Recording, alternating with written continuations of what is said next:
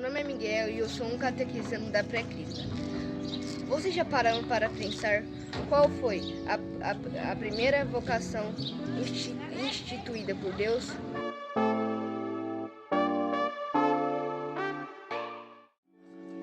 Meu nome é Maria Alicia, sou catequizanda da Pré-Crisma e encontramos a resposta em Gênesis, a família. Pois, quando Deus criou o homem e a mulher, Ele não criou só a humanidade, mas também criou o berço das nações. É no seio familiar onde se é ensinado os primeiros valores e também onde a escuta do chamado de Deus é cultivada, onde cada um dá os primeiros passos na descoberta do seu propósito.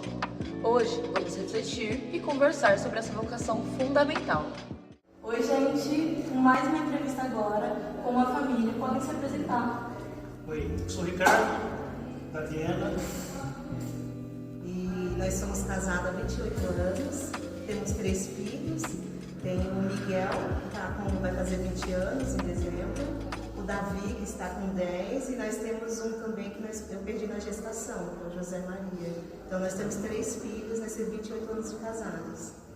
Estamos aqui agora há 5 anos, viemos de São Paulo, né? E aqui é um projeto maravilhoso que nós temos aqui, participar da comunidade em si.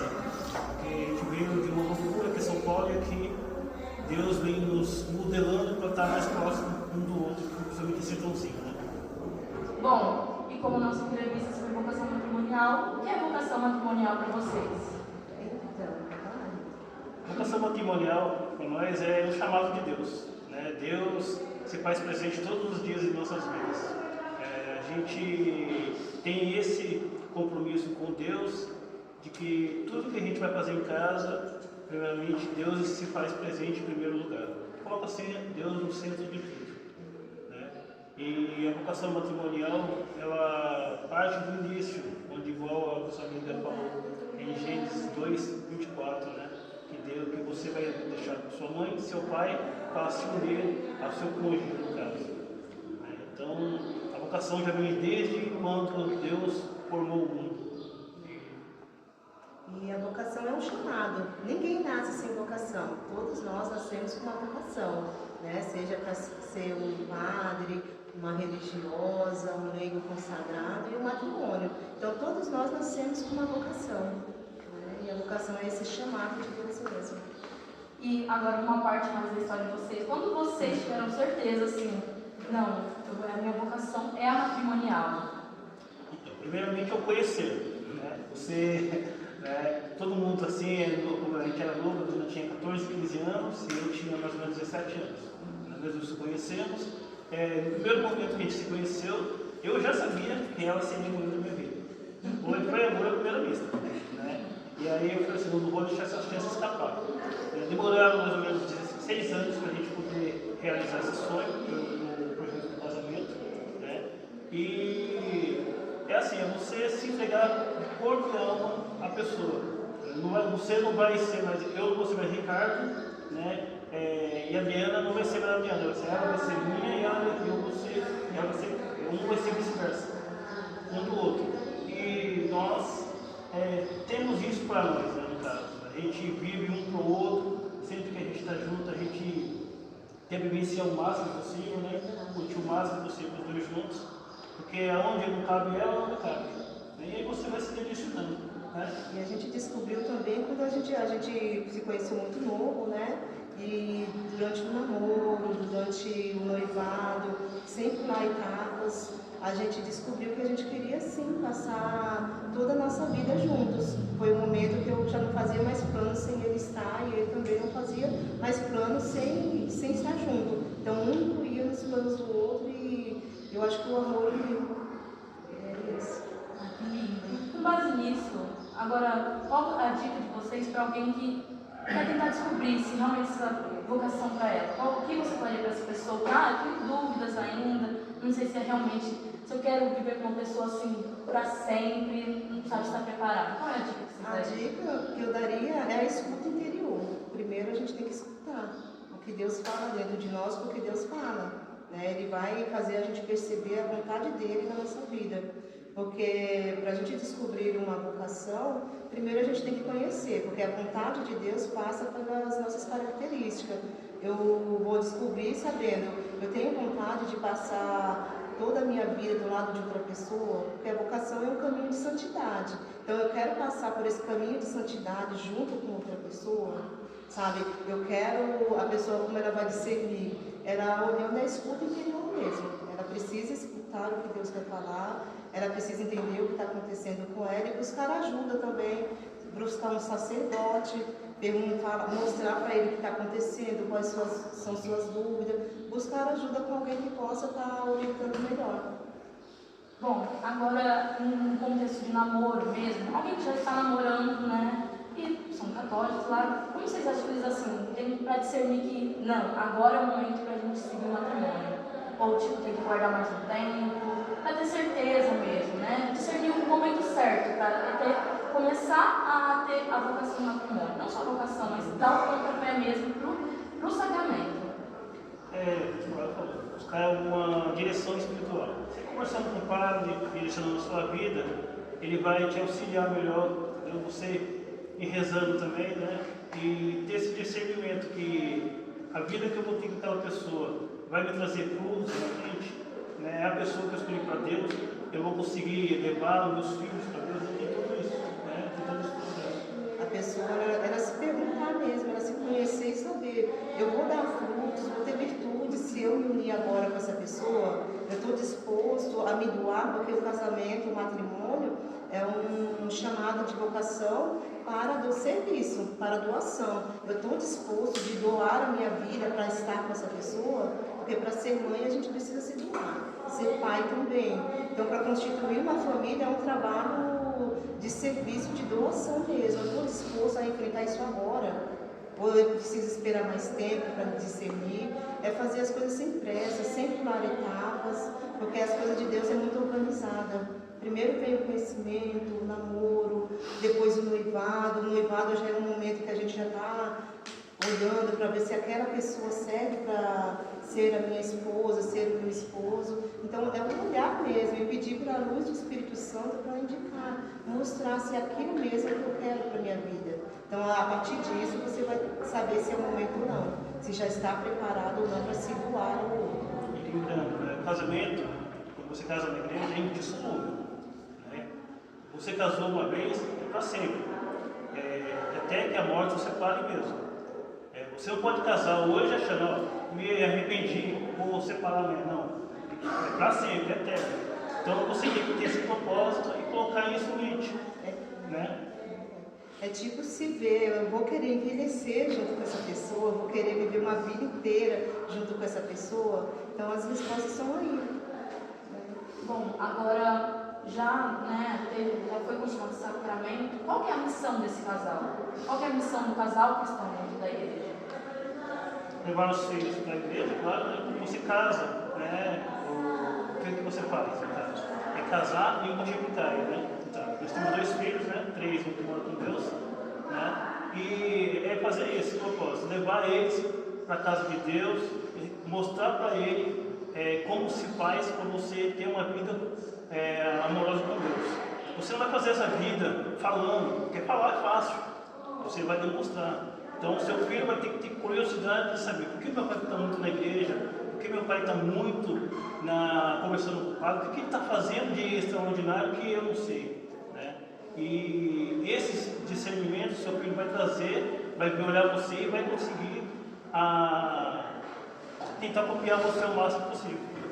E eu costumo fazer a missão do casal dentro da igreja é mostrar, é evangelizar com a própria vida. Né? A gente traz a evangelização com o nosso modo de viver, com o nosso modo de ser família, é mostrar a alegria do matrimônio, a alegria de ter filhos, de ser mãe, de ser pai, sabe? É evangelizar mesmo com a vida, mostrando que a pessoa ela é feliz quando ela serve a Deus. É isso. Você comentou, né, sobre as pessoas não entenderem que é indissolúvel isso, né? É um desafio que é enfrentado atualmente. Agora, quais mais desafios você acha que o matrimônio enfrenta hoje em dia, né? Vários, né? Mas um dos desafios maiores, eu acho que é a individualidade. As pessoas hoje são muito individualistas. Então é o meu trabalho, é o meu salário, é a minha profissão, é o meu estudo, é o meu filho. E esquece que o casamento é feito de dois, né? E três com Jesus no centro. E cada um quer viver a sua vida, né? Então a individualidade pode ser um desafio muito grande na vida. A gente não pode ser indivíduo, somos uma só carne, né? Apesar de ser pessoas diferentes, cada um com a sua característica, mas somos uma só carne em Cristo. Então não é meu filho, são os nossos filhos, é o nosso trabalho, é o nosso dinheiro, é a nossa vida, é o que nós vamos fazer junto. Então a individualidade é um problema muito grande. E as distrações, né, Rico? Hoje em dia, pessoas que saem muito com aquele projeto chamado celular, né? Então, o que acontece? Cada um vive no seu mundinho, tal história, o outro vive fazendo WhatsApp e tudo mais, e isso, a gente tem que esquecer um pouquinho do celular, né? No momento que a gente está querendo ficar dois, pega na mão da esposa, da namorada, passeia com as crianças, né? É uma forma de você poder lidar um com o outro, trazer para perto de Deus, e superar as crises dessa forma. É voltar atrás e ver onde está errando, né? E sentar, conversar, diálogo, para poder superar as crises, colocar Jesus no centro, porque sob a luz do Espírito Santo a gente consegue vencer qualquer dificuldade, qualquer vício, qualquer dificuldade, qualquer ideologia que possa estar querendo entrar dentro da nossa união, dentro da nossa casa. Como vocês falaram das crises, né? Vocês têm muito tempo de casado. Com certeza, né, tiveram algumas crises ao longo do relacionamento. Como vocês fizeram para lidar com essas crises? E também qual, vocês falaram um pouco da dica, né? Mas o que mais vocês fazem para o que vocês fazem para um casal que já está enfrentando uma crise, né, no matrimônio? Como que eles teriam que lidar com essa crise sobre a luz da fé, né? Sobre a questão do catecismo mesmo. Então, eu acho que como enfrentar nossas crises, nós enfrentamos colocando Jesus no centro, né? Muita oração, muito discernimento, vendo o que Deus quer, onde está errando para poder voltar atrás e saber que o casamento era feito a três. Jesus tem que estar no centro. Então, quando a gente chama a luz do Espírito Santo, Deus vem e nos ajuda a superar as crises. Crise sempre vai ter. Quando a gente termina um problema, vem outro que é até pior. Porque Deus mesmo fala, no mundo havereis aflições, né? Mas eu venci o mundo. Então, com Jesus Cristo, a gente consegue. No matrimônio, Deus dá a graça necessária para a gente vivenciar o matrimônio e superar qualquer crise. Então, com Jesus, o barco não afunda. Com Jesus no barco, tenha coragem, oração, vida sacramental e pedir ajuda. Às vezes o casal, eles não conseguem sair da dificuldade sozinho, pede ajuda. Tem o sacerdote, faz uma direção espiritual, tem a pastoral familiar, tem o ECC, faz um retiro de casais. Nós precisamos de ajuda e a igreja está aqui para nos ajudar. Então a gente venceu assim, pedindo ajuda dentro da igreja, até mesmo com os filhos. A gente pede ajuda para o padre quando está difícil, a gente chega aqui, o padre mostra. E graças a Deus esse surto é feito na nossa vida. E vai surtir na vida de todos que poderem colocar Jesus no centro. Todos podem, a gente basta querer. O ensinamento que aconteceu com a gente foi o seguinte: a gente estava com crise, né, na pandemia. O meu filho Miguel, ele estava muito no celular. Eu cheguei no padre, meu filho está muito tempo no celular, eu queria uma direção para poder cuidar melhor dele. E o padre veio e falou assim: vem aqui, traz ele, tem um grupo presente para ele. E apresentou um grupo de jovens. Hoje ele se destaca no grupo de jovens, é coordenador da coordenadora dos jovens, né? Então, assim, você tem o poder de poder conversar com o sacerdote para dar uma instrução para você poder criar os seus filhos. Tem como pedir ajuda. Né? Crises nós temos sempre. Né? E outra que a gente tem que fazer também, que é uma coisa muito importante, é dobrar o joelho no chão, rezar o terço, porque o terço não é só a mulher que tem que rezar. Né? Terço é para o homem rezar. Homem de verdade reza o terço. Lá em casa nós temos esse costume de rezar o terço em família. Né? É lindo, é maravilhoso. E Deus vai constituindo a sua família, vai erguendo a sua família e colocando ela mais próxima de Deus. Né? E eu costumo falar assim, a gente reza o texto, mas a gente não obriga os meninos. né? A gente fala, gente, eu vou rezar o texto, quem vem? Aí às vezes eles esperam a gente começar a chegar um com o texto na mão, já chega o outro, e ali a gente vai conduzindo, vai fazendo. Mas é a oração mesmo, os filhos eles só rezam quando os pais rezam. Mesmo que os filhos não sejam criados na igreja, mas chega um momento que os pais tomam a decisão de se voltarem para Deus, os filhos, mesmo que eles não rezam, mas quando eles veem o pai e a mãe rezando, eles vão lembrar que Deus existe, eles vão lembrar que a vida com Deus não é nada. Então é o evangelho que eles vão ler, na vida do pai e da mãe, aqueles que não vêm na igreja. Você comentou do terço, né? Você poderia falar um pouco mais sobre a importância, o papel da oração dentro do contexto da família, não só com os pais, mas também junto com os filhos, né? Então, a gente tem o costume de a gente fazer oração em casa, em família, isso aí leva muito você para o próximo de Deus, né? E isso já vem de berço, né? Você vê os seus pais rezando, então você vai continuar rezando também. E o que acontece conosco? A gente costuma rezar em família, né? A gente tem esse costume, esse hábito de estar rezando o terço para que as bênçãos de Deus possam vir nas nossas vidas. Meu filho às vezes vai fazer um projeto, ele vai precisar fazer um e-mail, né? Então, terço na mão, joelho no chão. A gente precisa tomar uma decisão, que ele agora está querendo montar uma empresinha dele. Terço na mão e joelho no chão. Primeiro de tudo, reza primeiro, confia em Deus, tudo vai fluir para o nosso vida, né? Porque a vida de oração é uma vida de intimidade com Deus. A gente não tem intimidade com quem a gente não se relaciona. Então a oração faz a gente ficar mais próximo de Deus, né? E a oração ajuda a gente a ser uma pessoa mais temperada, ser uma pessoa mais ter um discernimento melhor sobre as coisas que Deus quer, o que é interessante a gente ter na nossa casa, o que não cabe dentro da nossa família. E dessa forma a gente consegue ser um casal cristão, um casal que tenta fazer a vontade de Deus, porque o casal perfeito não tem, o matrimônio perfeito não existe.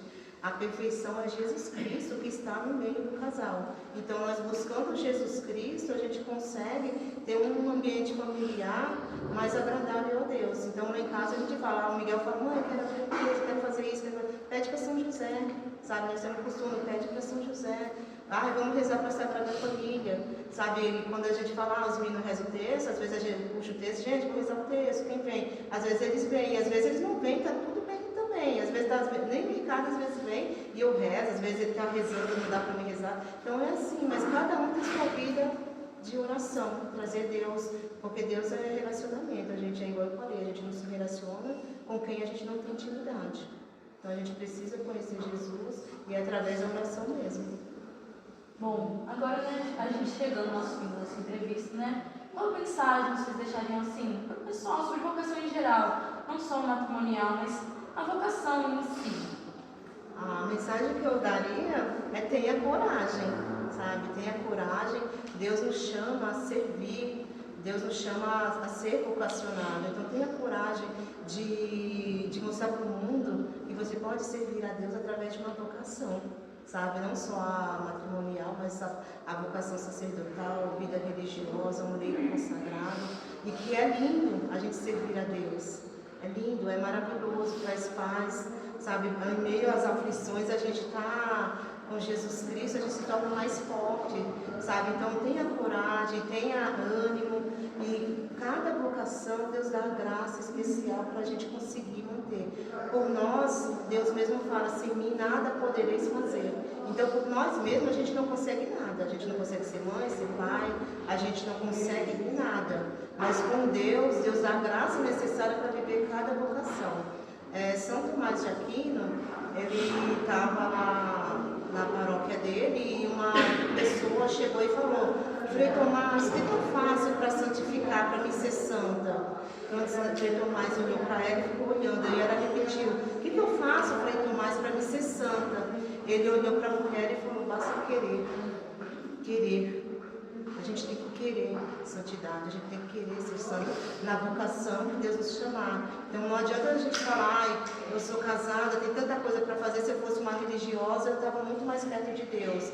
Aí o padre fala: ai, se eu fosse um pai de família eu ia conseguir muito melhor, porque uma paróquia é muito grande, eu não consigo me santificar com esse tanto de gente. Não, Deus quer que a gente se santifique no estado de vida que a gente está.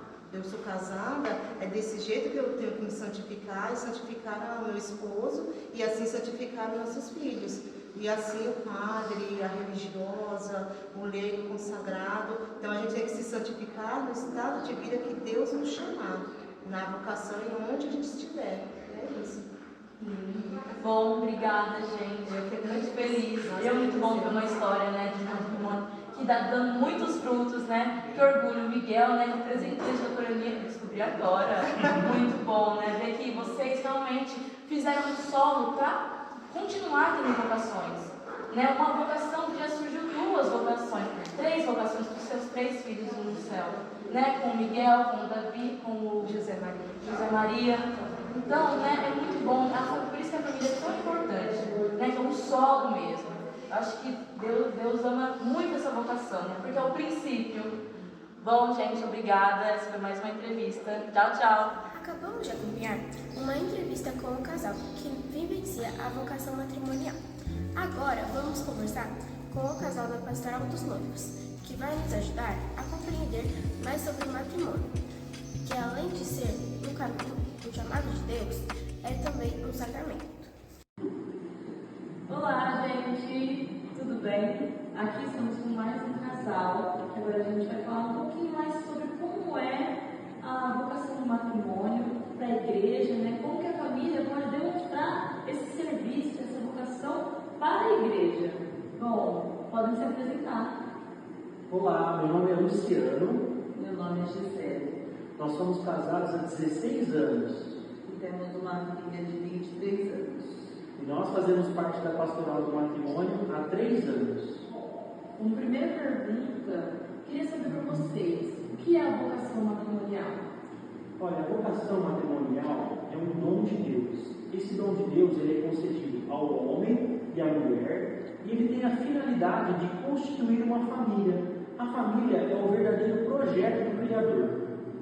Bom, e por que o matrimônio é considerado uma vocação e não só apenas uma escolha de vida? Olha, como foi falado anteriormente, o matrimônio é uma vocação, né, de Deus e essa vocação é dada ao homem e à mulher e eles são convocados a viverem o amor, contribuindo para a geração de filhos. E a vocação do matrimônio ela está acima das nossas escolhas. Bom, e como o casamento pode ser caminho de santificação para o casal?